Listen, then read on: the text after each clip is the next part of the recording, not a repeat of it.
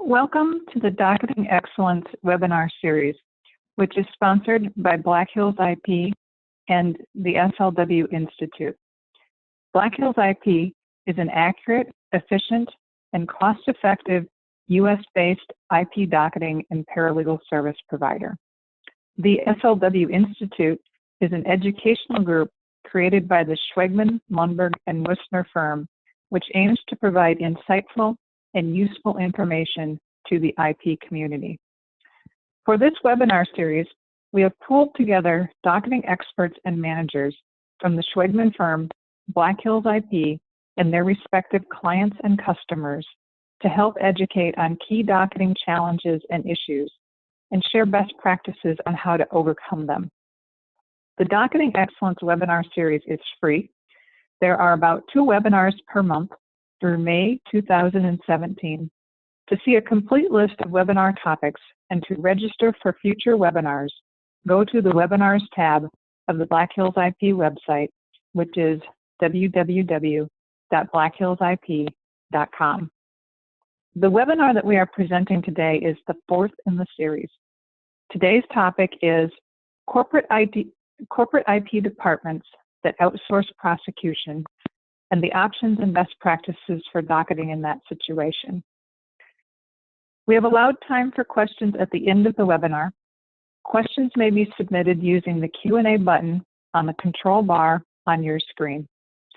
You can submit a question at any time during the presentation. That question will be held in the queue until the end of the presentation when we go through questions.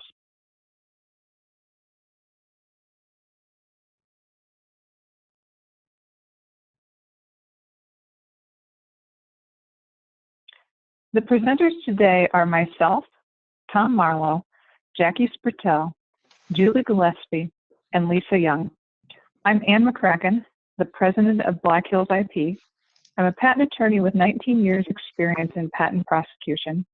I was a partner at the Schwegman firm for 10 years, and I was also a full-time law professor and directed the patent prosecution program at Franklin Pierce Law Center for 5 years, which is now University of New Hampshire School of Law.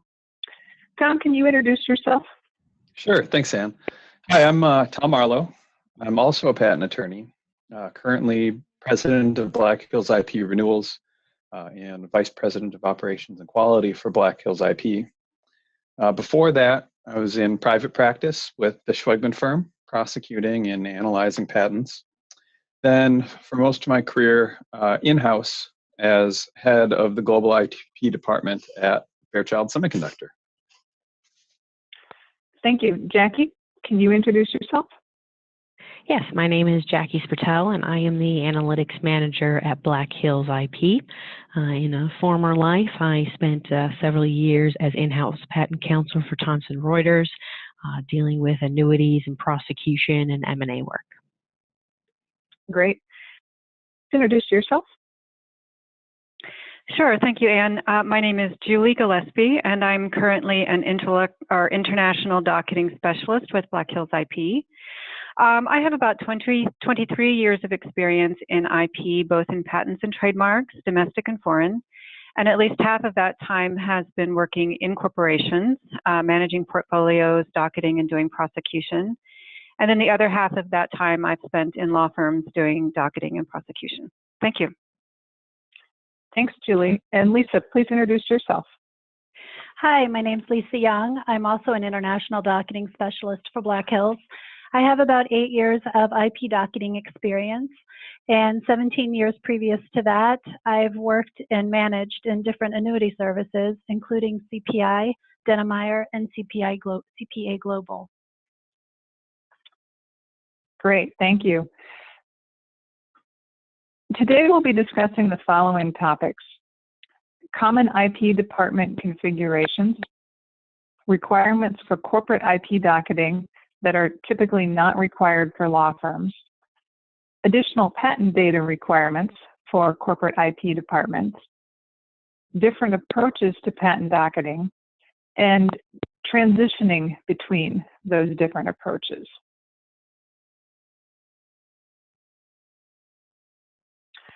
Black Hills IP does docketing work for a lot of corporations. In setting up docketing processes for those corporations, I've seen many different configurations for corporate IP departments. At a very high level, I would group the different configurations into three categories. The first category, in-house, is one in which all work is handled internally by the corporate IP department, including preparing and prosecuting patent applications.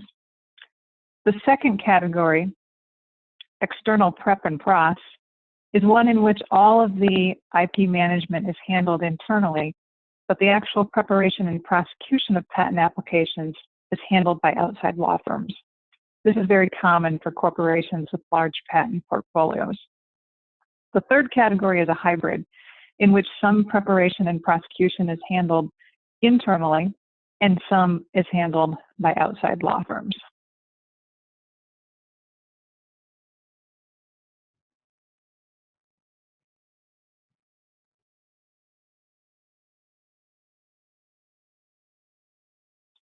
The traditional requirements for patent prosecution docketing, regardless of whether it's in an organization that's a law firm or a corporation, are PTO due date docketing, docketing workflows, and prior art tracking. I want to comment on this list briefly.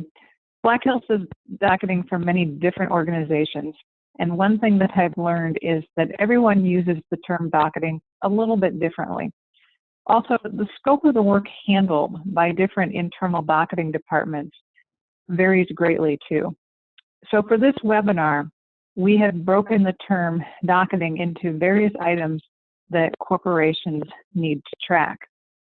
The traditional items are PTO due dates, which refers to basically just entering docketing correspondence received from or filed with a patent office into a docketing system and generating corresponding due dates.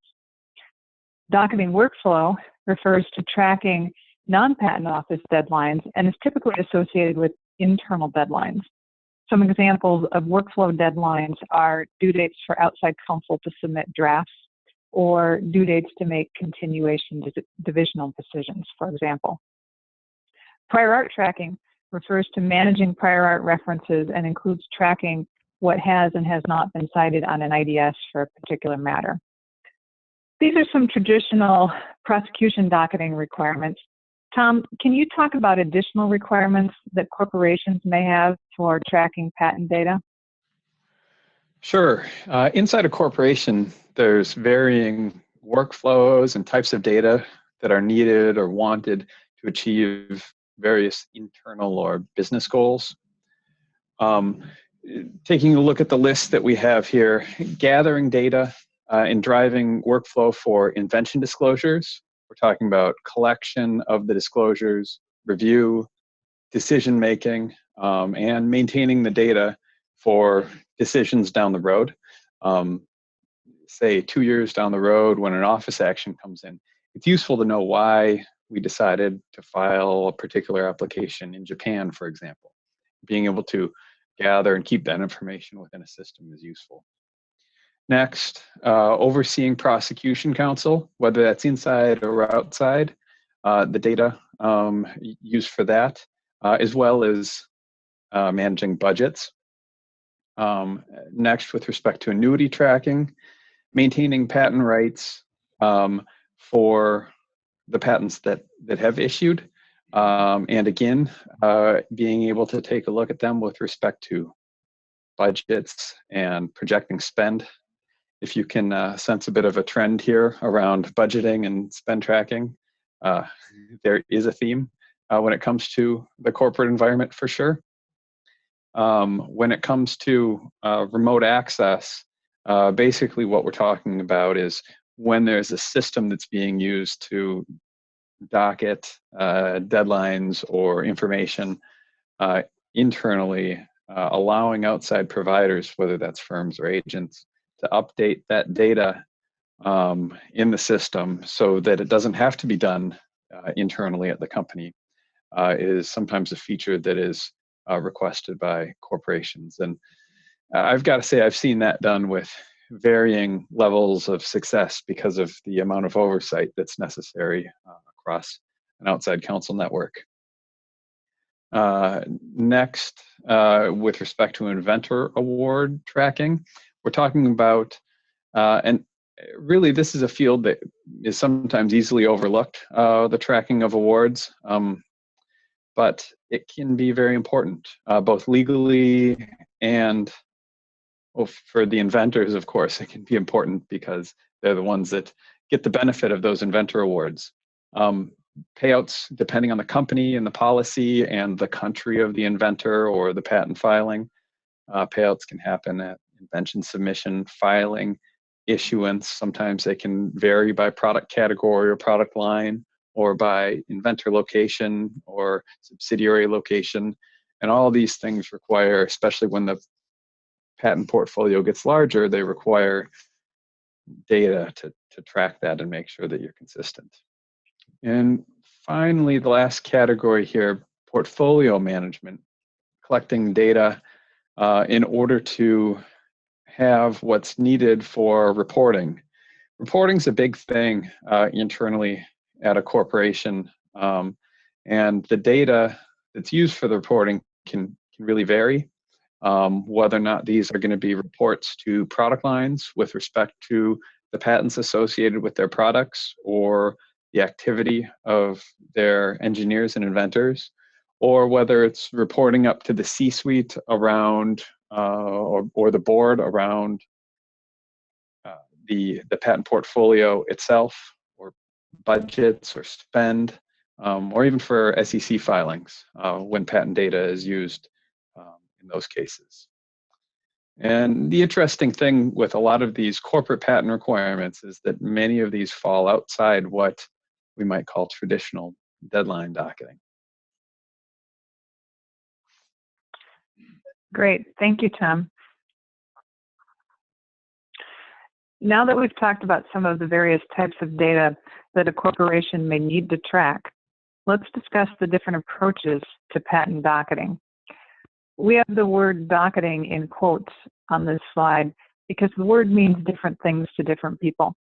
Some people use the term docketing to mean tracking PTO dates, while other people use the term to mean that plus tracking some or all of the additional data that Tom describes. At Black Hills IP, I talk to companies with a variety of approaches to docketing, ranging from just tracking the basic information to tracking a very comprehensive set of deadlines and other data. And there's a wide spectrum of approaches, including many hybrid approaches that fall somewhere in between basic and comprehensive. Jackie, can you talk about each of these different approaches?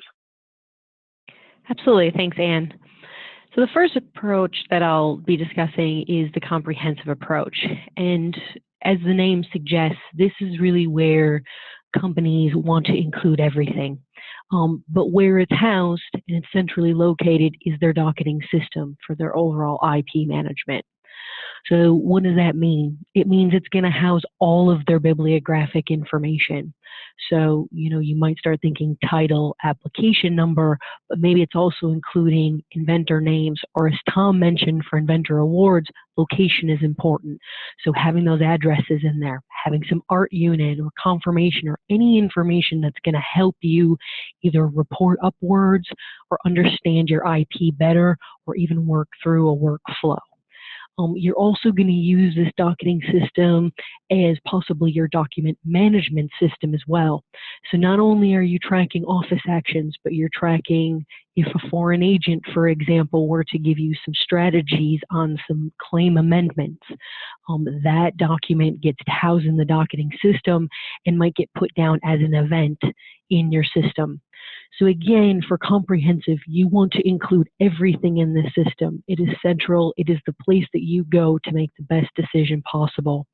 It also could either interact with other systems, or if your docketing system is sophisticated enough, we'll also have these workflows built in, but some internal or external workflows as well. Pros and cons of these. I always like to think about the pros being how much control, or how much do you want your system to have. For a comprehensive one system, you have where It'll include all of your systems. You have control over the office actions. You have control over seeing how outside counsel is doing if you have that, or how an internal process is working. But that's going to have some drawbacks. With a comprehensive system like that, it's going to be more expensive. You're going to probably have to invest in a more robust docketing system that might have several different modules for annuities or workflows along with docketing. And in time, you might also have to increase your resources. Not everyone has expertise in annuities and in docketing and in dealing with general, data integrity. So your department might have to grow in order to have, those expectations on that one. If we could flip to the next approach, is the basic approach. So we went from kind of one end, comprehensive, now over to the other extreme of, the basic approach. And this is, you might be a company just starting out. You have some IP, either you acquired it or you have a few inventions where you're starting to grow, and suddenly you need somewhere to manage it.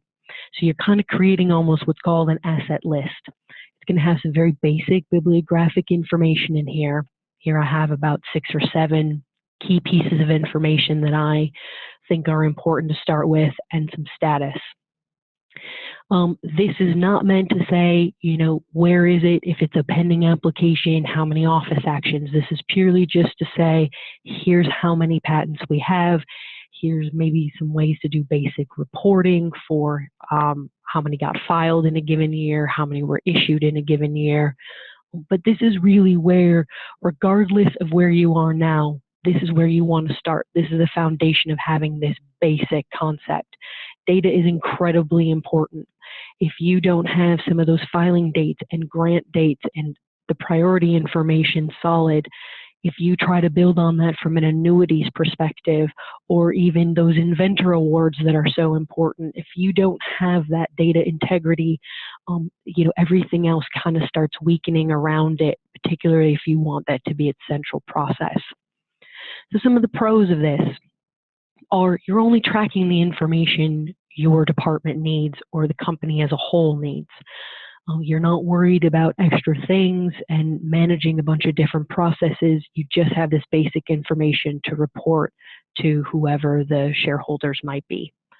And with that, since you're only tracking certain information, it's a lot more cost effective and easier to maintain that total data integrity. However, and I've personally experienced this when I was in-house, is at some point you realize the basic is just not going to be enough. It was a great starting point.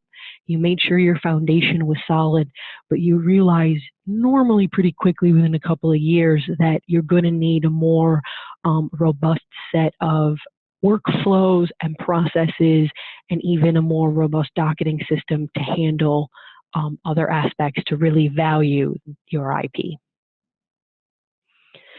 And that would then lead us on to kind of the next approach, which is our hybrid approach. And this is pretty much where most people, as Anne mentioned, are going to reside. This is somewhere you have a little bit more than basic. So you have some of that bibliographic data and you have the status, but maybe, hey, I have a few more pieces of information. Again, I know Tom mentioned, the inventor and the inventor locations. You might also want to have foreign counsel's, name in there just for quick reference. For example, on Canadian applications, it's always great to have Canadian counsel there listed there because they have to pay some annuities. So if you're starting to tie annuities in, really when you're in the hybrid approach, how I think about this is you're starting to use the docketing system as a tool. It's not central yet, kind of like that comprehensive where you're using it for everything, but you're starting to quickly realize that this is a great place to start storing your information and building, on top of this with some key prosecution events. So you want to monitor where are things in the day-to-day. Prosecution can take a while. That's one of the downfalls on basic is all you have the information is it filed and then it issued. Here you might want to keep track of some key events on office actions, restriction requirements, notice of allowances, and even issue notifications, because that then might start helping you on your internal workflows. Again, previously Tom had mentioned those inventor awards. Great example of that is when there's an issue notification, there might be an award tied to that. And so you guys are now starting to build on this internal workflow and kind of process that. And that really helps on the pros and cons. In a hybrid approach, again, you have, you're still maintaining your data integrity, but you're starting to build enough workflows on there that you maintain control and you're still aware of the events and the data that's happening in your system. The third point on here on the pros and cons, I really find it's about a half a pro and a half a con. Most people think it's a con because it really takes time to develop these internal processes and tools. But I value that as you take the time initially, but once you get those processes set, that's a really good benefit to the company because you possibly have taken something from outside counsel and brought that in and really made sure that the department is aware of what's going on and can tweak it if necessary. Now, again, also one of the cons, if you're moving up from a basic system, for example, this might take a few more resources than what you're used to. But this is really critical. Having extra bodies to help you with this is good, but you also want the right people in place because as you keep evolving, you need, the right data, the right foundation, and to just keep moving with good resources. And that moves us into how might you transition between the different approaches?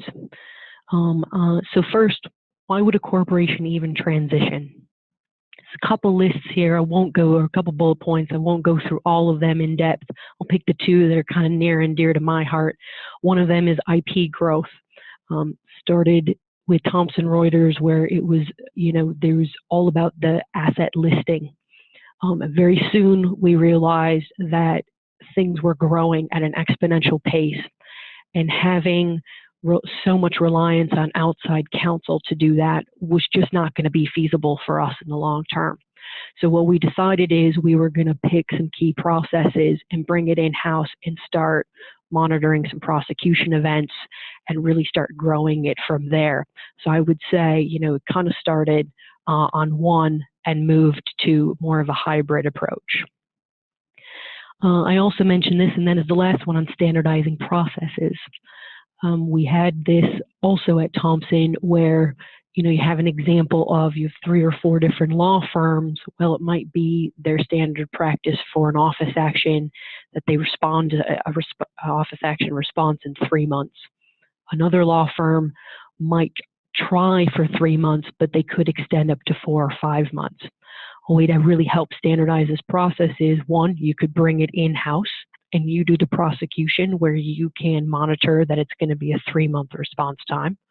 Or what you can do is you can have it where you have an external process or a workflow you put in place that says, no, we need to have this done at the 3-month deadline, and a way to make sure that the firms are adhering to that. So those might be some things on why you might want to start to transition from one to another. Some very quick tips for transitioning from the basic. So again, you've started here, you have a small list of assets, where do you go? And you feel like you want to get to comprehensive and you want to know everything because the more you know, the better you can act on things. But you want to make sure that you're really planning for the areas where it's going to be most effective for you. Great example might be, you don't want to start just from the basic data to suddenly you're going to draft things in-house, you're going to do all the prosecution, you're not set up to docket those events even. So maybe an area is if you eventually want to get to having to do all those things, you start with, let's start docketing some key events. Let's see if the resources that we already have can keep on top of that workflow and eventually just keep moving forward with where you want to go. Tips for transitioning away from comprehensive. And it doesn't have to necessarily be comprehensive, but it's this sense of you're so used to doing everything in-house or the majority of stuff in-house that how do you know what to give up? And it's very similar to the discussion you have from going to basic, and that is figuring out where there's areas where possibly you could, cut back, or maybe it's not worth your time to invest in that from an in-house perspective. Great example of this might be drafting applications. For any of you in-house counsel who also do M&A, that can suck up a lot of your time. So maybe a great pruning opportunity might be maybe we don't draft the applications, we'll prosecute them on that. So that might be an area where you're kind of taking a step back from a fully comprehensive view there. I do want to mention a lot of the times when people tend to prune, or companies or departments tend to prune off the comprehensive or even from a really high hybrid or sophisticated hybrid, budgets always seem to be the main factor, and it definitely is.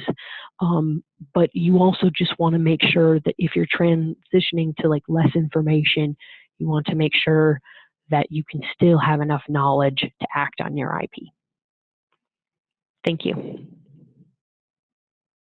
Thanks, Jackie. At this point, I want to invite Julie and Lisa to join Jackie and Tom for our panel discussion. I have some questions for the panel. The audience can also submit questions by using the Q&A button on the control bar on your screen, and you can go ahead and do those now or at any point. My first question for the panel is, which of the approaches that we've described, comprehensive, basic, or hybrid, most closely matches the approach to docketing in your previous company, and why? Julie, can you start us off? Sure, Anne, thank you. Well, in the 3 corporations that I've worked for in the past, we definitely used the more comprehensive approach. Although we used outside counsel and foreign agents for drafting and filing applications and responding to office actions and so forth, we did everything else in-house, and the in-house attorneys also expected us to keep track of everything that outside counsel was doing and with every aspect of the application, beginning with the invention disclosure. And also the company's management often wanted information from us, especially with regard to, for example, expenses and product lines, et cetera. So we actually had a member of the docketing team who was involved with the invention disclosure team. And when that member of our docketing team would tell us that management's decision was to go forward with a particular application filing, then we would start by setting up that record, and it would move forward from there. We tracked everything from awards dates and expenses through to issuance. And we actually did a lot of the pre-exam formality work in-house, gathering the formalities documents, assignments, declarations, power of attorneys, all of that type of thing we did in-house. And we took care of any issues that came up with regard to pre-exam formalities, like responding to missing parts notices and so forth.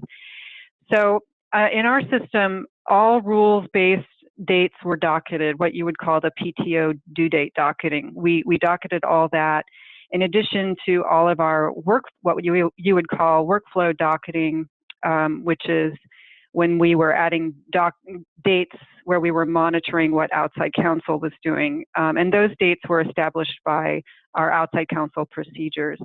We also added a lot of status checks for our in-house attorneys because they did do some of the prosecution in-house as well.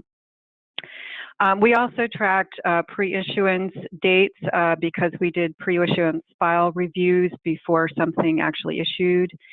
We paid the issue fees. We also initiated foreign filings in-house, and then we tracked and paid annuities. So we tracked everything in the record, even if whether it was done in-house or by outside counsel.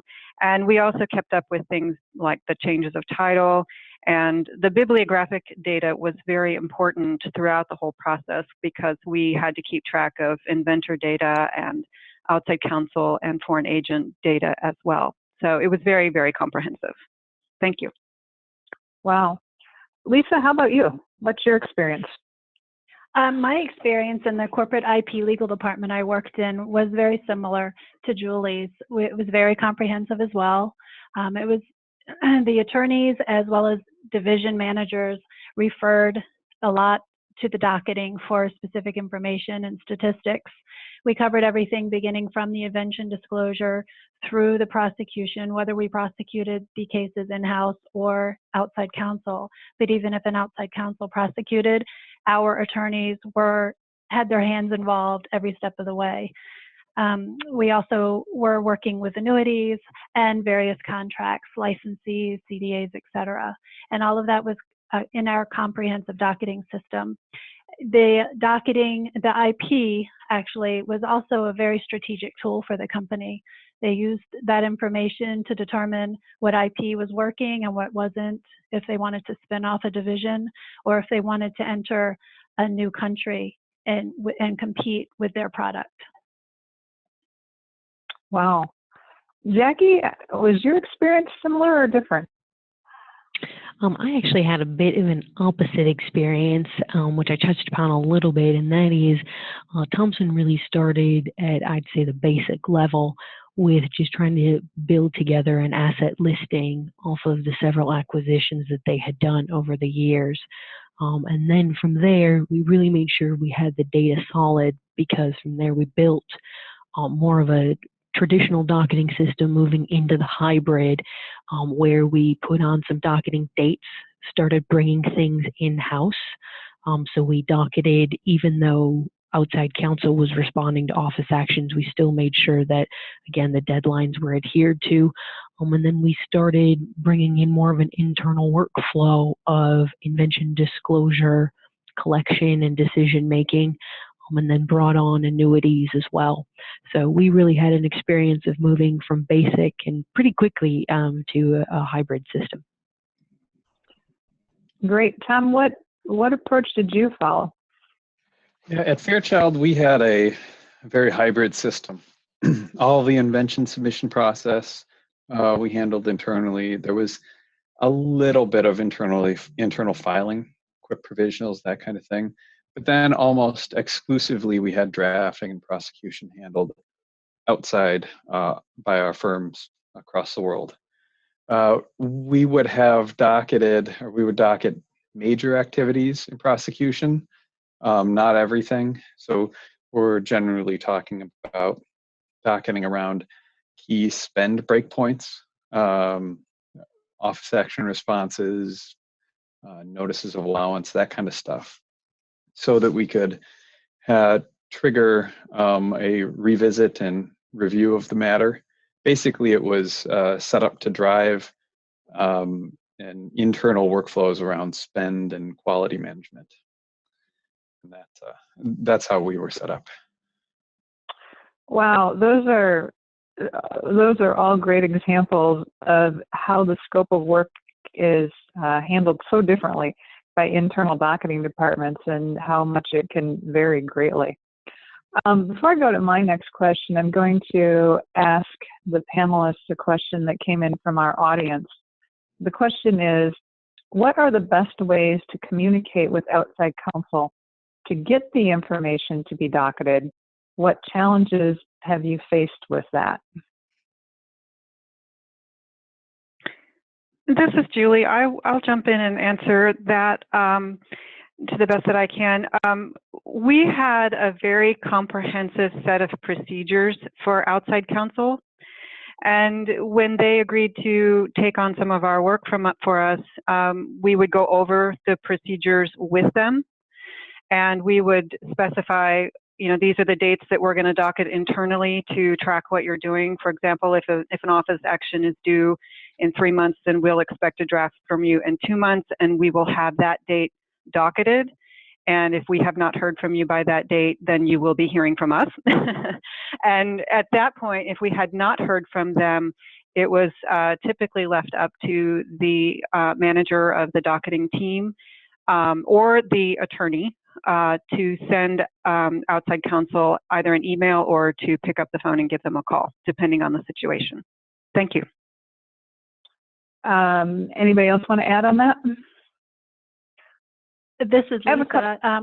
Oh, go ahead, Lisa. Go ahead, please. But if we just had a very similar situation, we had a protocol set up, and when we hired any outside counsel from the beginning, we would list our requirements, and we just ensured that they all were adhered to. I want to add to that from a more operations level. What I often see when I'm working with new companies to set up processes is oftentimes the corporation will have a central email mailbox that they have outside counsel report everything to, and then they process the docketing out of that mailbox. Another practice that's very good practice, and I highly recommend, is to have a joint customer number set up with your outside counsel so that you can go in and have direct access to the matters that they're handling in pair as well, and you don't have to wait for them to report something to you. And we actually have had instances where companies have come to us at Black Hills IP because they've had probably the challenges that this person is facing, where outside counsel is often very slow to report things to them, and just asked us to manage that process by accessing the docketing directly through their joint customer number and pair and updating their docketing system.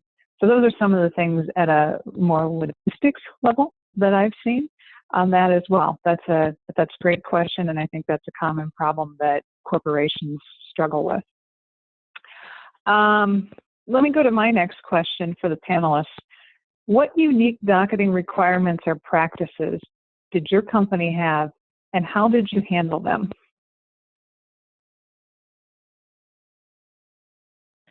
This is Julie, Jackie. I can handle. Oh, sorry. That's okay. I was going to go over Julie for a second. Okay. So we have at Thompson, what we did was we had certain requirements very similar to what Julie was mentioning about, we had certain timelines that outside counsel had to form and follow. So, for example, again, the 3-month deadline, we told them we wanted to adhere to that, and we were monitoring on those items, as well as if they needed to file an application, we would say, yep, by the time we give it to you, there's a 1-week deadline on that. So a lot of the times for corporations, they have some guidelines that need to be followed, and that all the firms need to kind of adhere to those guidelines. As far as our unique docketing requirements, we didn't really have anything that I would consider all that unique, other than what I've already mentioned with outside counsel procedures, and everybody being very, very familiar with those procedures and the dates that were in there that we had to add to our docket. Other than that, it was I wouldn't say that there was anything unique about it. Okay. Thank you. Lisa? The only thing I can think of really is when I was docketing information, we had unique naming conventions for each piece of type of documentation. We also granted access to some outside counsel in a limited way to our docketing system, as well as our electronic management system where we stored all the documents. So if they were looking in the computer, they would be able to see in remarks what documents were received on a certain day, and were able to retrieve those same documents if they needed to analyze anything. So Lisa, those naming conventions, were those because you connected your docketing system to other internal systems, or what was the reason for the naming conventions? It was more to standardize. Before I started docketing for the IP department, the docketing was done by individual paralegals, and it was all over the place. So that was part of the standardization, and we were a paperless office, and everything was filed in Hummingbird DM, if you're familiar with that. And that system also was accessible by some outside counsel and other managers from other departments of the company. Okay. Tom, how about you? What unique requirements or practices did you have to handle? Yeah, two things I can think of offhand. One is locations with respect to inventors and the invention itself. As we've talked about a little bit, that's used for awards. We had inventors in locations like Japan and Germany and China and India, where there are award implications, as well as filing implications for where a patent application needs to be filed first. The US, China, and India are perfect examples of that, where you need to be keep in mind the location of the invention or the inventor in order to make sure that you're compliant with the laws of those countries.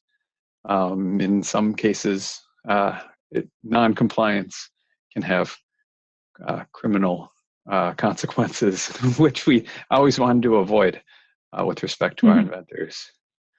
The other thing, yeah, we never had to worry about that, but I think the other piece is that we like to monitor was with respect to response timing for outside counsel as a way to manage and oversee how our outside counsel were doing.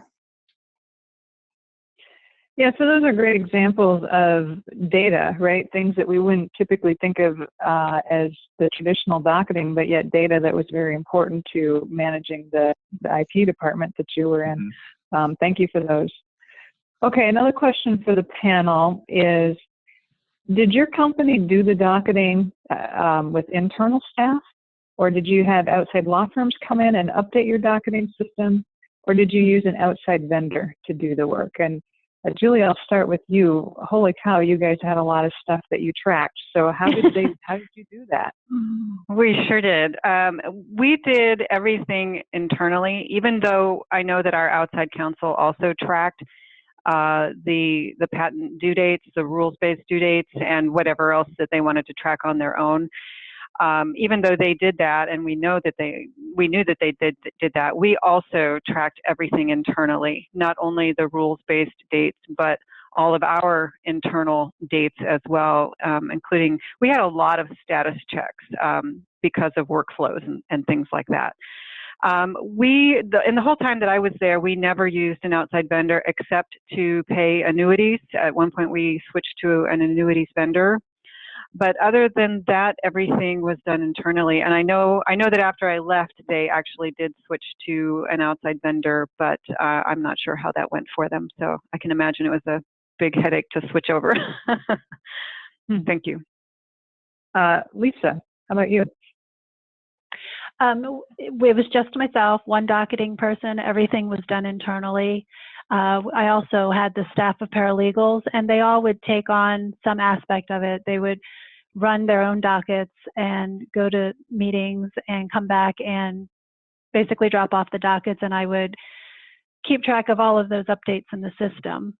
But going back to that earlier question about any ideas for outside counsel,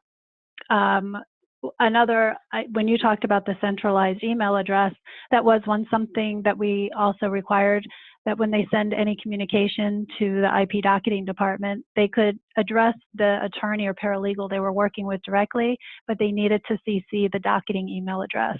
So I basically saw every piece of correspondence that came through the office, and I would track it in some form or fashion in the docketing system. Thanks for adding to that other question. I appreciate that, Julie. Or Lisa, that's good.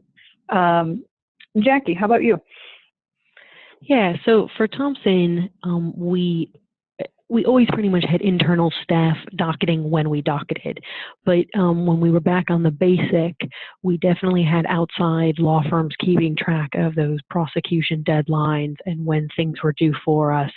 And then we started transitioning to, we have the proper internal staff to start kind of creating a repeat docket of some key office actions. And then when we started doing things in-house, then we were more confident that we could docket, the key events.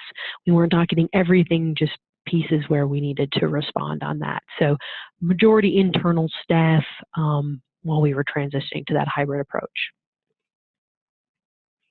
And Tom, how about you?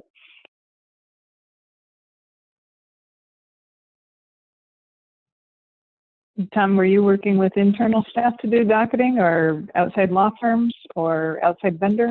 Yeah, we would do a little bit of docketing work internally, but then the majority of our docketing was handled by an outside service provider, and in this case, Black Hills IP was who we used. And the reason that we did that was to take we had a smaller group. We had a team of 11 folks managing 5,000 plus matters.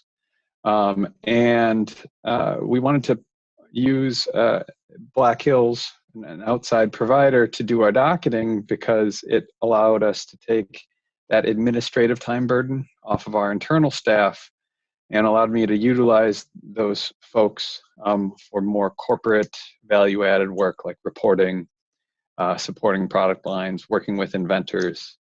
It ended up working out great because it allowed us to provide more services and support internally and continue work to get IP more integrated with our technology development while putting that the administrative work outside of the company. Sure. I have another question from the audience. It's a little off topic, but I think it's worth bringing up here, and I'm going to try to summarize it. The audience member says several panelists are suggesting that companies benefit from dictating deadlines for drafts from outside counsel. As outside counsel, this can be very frustrating if then the internal corporate department waits until the very last day to get back to outside counsel and has extensive revisions that are due, and that as a result can increase costs for the company. So from a docketing standpoint, is there anything that can be done to have better teamwork between the in-house team and the outside counsel when there is a more comprehensive approach where some of these internal workflow deadlines are dictated as part of the process to make it so it works successfully for both the in-house corporate department and the outside counsel?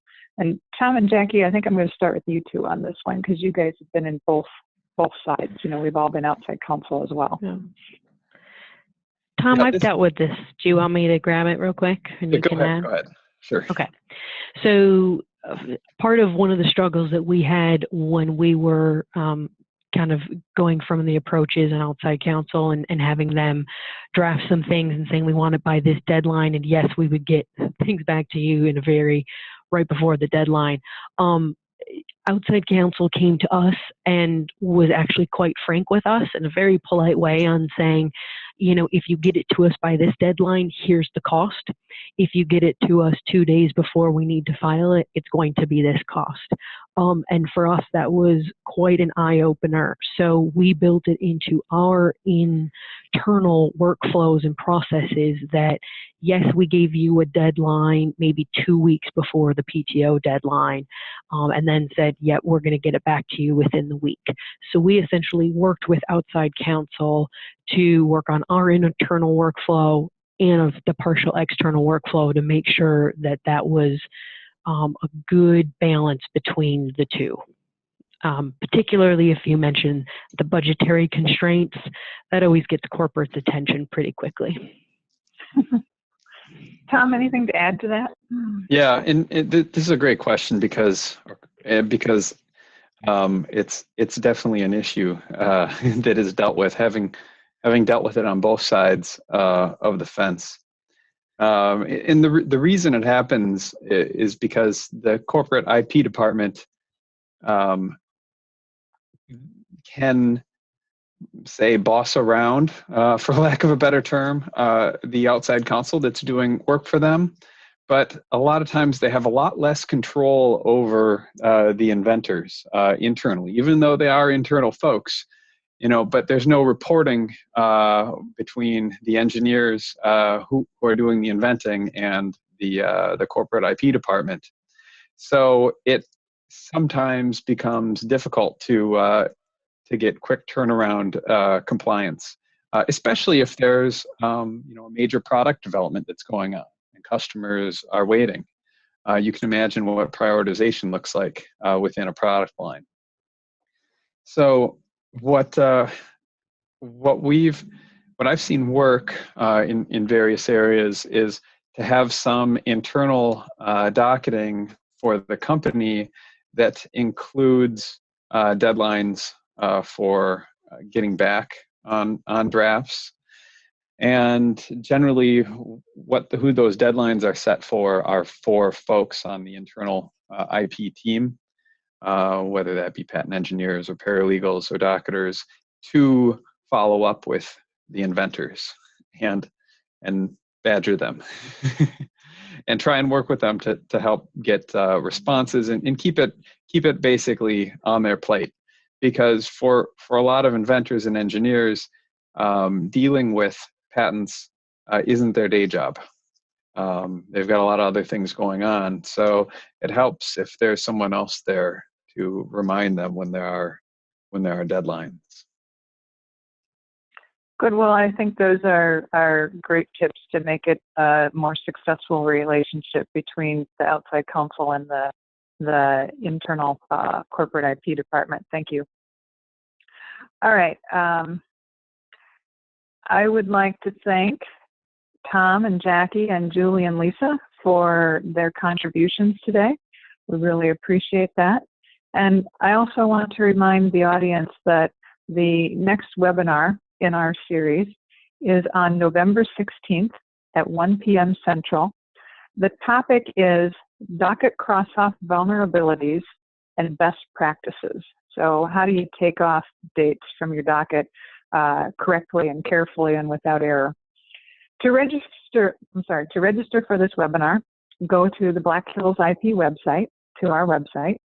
And thank you everyone for participating today. We hope you will join us for this and other webinars in the Docketing Excellence webinar series.